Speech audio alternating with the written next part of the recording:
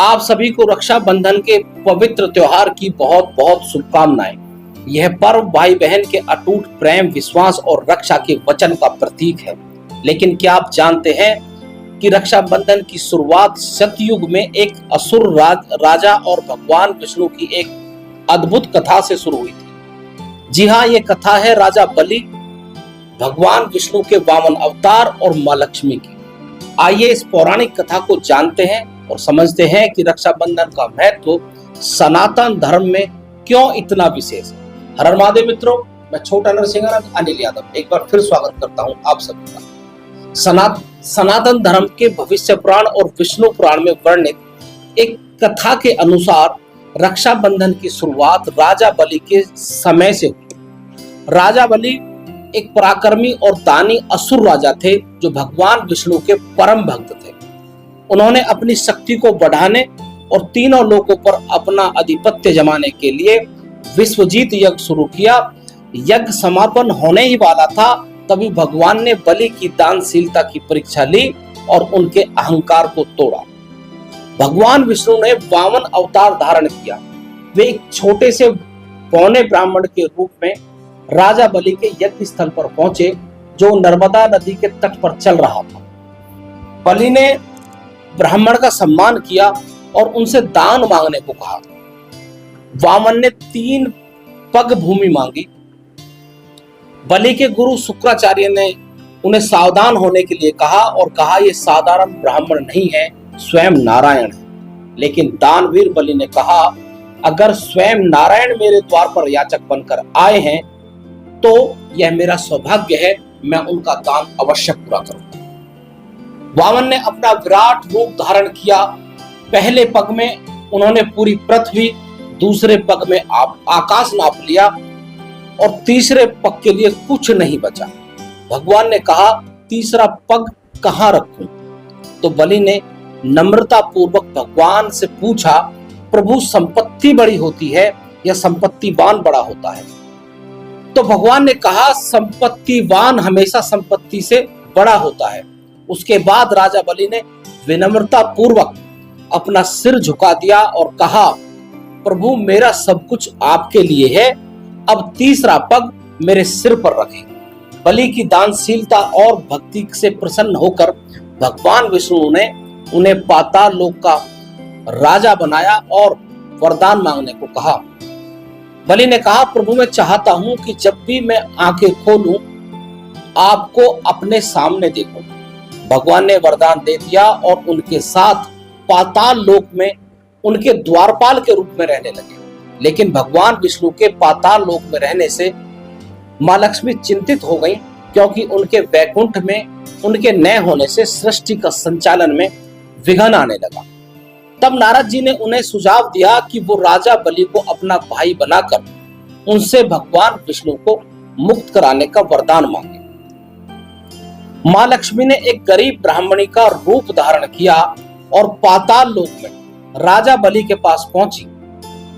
वहां उन्होंने करुणा सुर में कहा, मेरा कोई भाई नहीं है, इसलिए मैं बहुत दुखी हूं। बलि का हृदय पिघल गया और उन्होंने कहा, आज से तुम मेरी बहन हो और मैं तुम्हारा भाई हूं। तब माँ लक्ष्मी ने श्रावण मास की पूर्णिमा के दिन बलि की कलाई पर रक्षा सूत्र बांधा और बदले में वरदान मांगा कि भगवान विष्णु को उनके वचन से मुक्त करें। बलि अपनी बहन की बात मानकर भगवान विष्णु को वैकुंठ के लिए जाने की अनुमति दे देते हैं। भगवान विष्णु ने प्रसन्न होकर पुनः बलि को वरदान दिया कि मैं प्रत्येक वर्ष चतुर्मास, जिसे हम चौमासा कहते हैं, 4 महीने पाताल लोक में उनके साथ रहूंगा। सन्यासी आज तक इस परंपरा को निभाते हैं और मनाते हैं, यानी कि चतुर्मास जो मनाते हैं सन्यासी, वो भी यहीं से पड़ा। माना जाता है कि इसी घटना से रक्षाबंधन की परंपरा शुरू हुई, जिसमें राखी प्रेम, विश्वास और रक्षा का प्रतीक बन गई। भाई बहन के रक्षा सूत्र के इस बंधन को महाभारत की एक कहानी और भी सार्थक करती है। एक बार की बात है जब भगवान कृष्ण अपने सुदर्शन चक्र से शिशुपाल का वध कर देते हैं, तो इस युद्ध में सुदर्शन चक्र के प्रयोग से श्री कृष्ण की उंगली घायल हो जाती है और उससे रक्त बहने लगता है।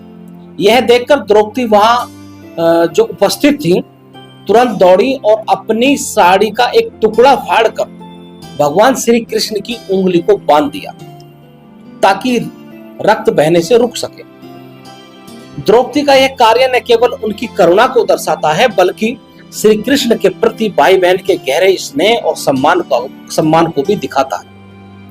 श्री कृष्ण इस छोटे से कार्य से बहुत प्रभावित हुए। उन्होंने द्रौपदी को वचन दिया, पांचाली तुमने मेरी रक्षा के लिए यह रक्षा सूत्र बांधा है, मैं तुम्हारी रक्षा का वचन देता हूं चाहे कोई भी संकट आए।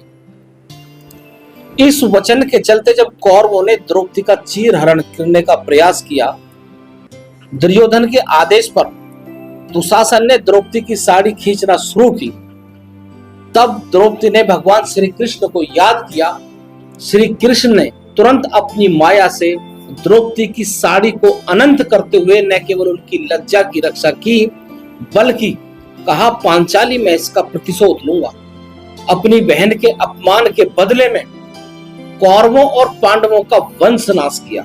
साथ ही वहां बैठे उस वक्त के धरती के परम योद्धाओं का भी समूल नाश किया, क्योंकि वो उस वक्त पांचाली का अपमान देख रहे थे। बाद में धर्म को जिंदा रखने के लिए केवल भगवान ने उत्तरा के पुत्र को जीवित करके पांडवों का वंश चलाया था। यह घटना द्रौपदी और कृष्ण के बीच भाई बहन के बंधन को दर्शाती है, जहां द्रौपदी ने श्री कृष्ण को रक्षा सूत्र बांधा और श्री कृष्ण ने उनके सम्मान की रक्षा की। यह कथा रक्षा बंधन के मूल में निहित प्रेम, विश्वास और रक्षा के वचन को उजागर करती है। साथ ही संदेश देती है कि अपनी बहन की रक्षा के लिए किसी भी स्थिति परिस्थिति से लड़ जाने को ही भाई का सच्चा स्नेह कहते हैं। रक्षाबंधन सनातन धर्म में भाई बहन के प्रेम और विश्वास का उत्सव है। यह पर्व श्रावण मास की पूर्णिमा को मनाया जाता है, जो आध्यात्मिक दृष्टि से बहुत पवित्र माना जाता है। इस दिन बहनें अपने भाई की कलाई पर राखी बांधती हैं, उनकी लंबी आयु, सुख, शांति और समृद्धि की कामना करती हैं। बदले में भाई अपनी बहन की रक्षा और सम्मान का वचन देते हैं। राजा बलि को मां लक्ष्मी द्वारा बांधे गए रक्षा सूत्र के बाद से आज तक बहन द्वारा अपने भाई को या ब्राह्मण और पुजारी द्वारा यजमान को रक्षा सूत्र बांधते समय मंत्र पढ़ा जाता है, येन बद्धो बलि राजा दानवेंद्रो महाबला तैन त्वाम प्रतिबद्ध नामी रक्षे माचल महाचला। इसका अर्थ है कि जिस रक्षा सूत्र से राजा बलि बंधे थे उसी से मैं तुम्हें बांधता हूं, हे रक्षा सूत्र तुम स्थिर रहो। मित्रों, रक्षाबंधन सिर्फ एक त्योहार नहीं बल्कि बहन के प्रति प्रेम, विश्वास और रक्षा का पवित्र बंधन है। राजा बलि और मां लक्ष्मी की कथा हमें सिखाती है कि सच्चा रिश्ता त्याग, भक्ति और वचनबद्धता से बनता है। इस रक्षाबंधन आए अपने भाई बहनों और प्रियजनों के साथ इस बंधन को और मजबूत करें। आप सभी को पुनः रक्षाबंधन की बहुत बहुत शुभकामनाएं। मिलते हैं अगले वीडियो में, तब तक के लिए हर हर महादेव।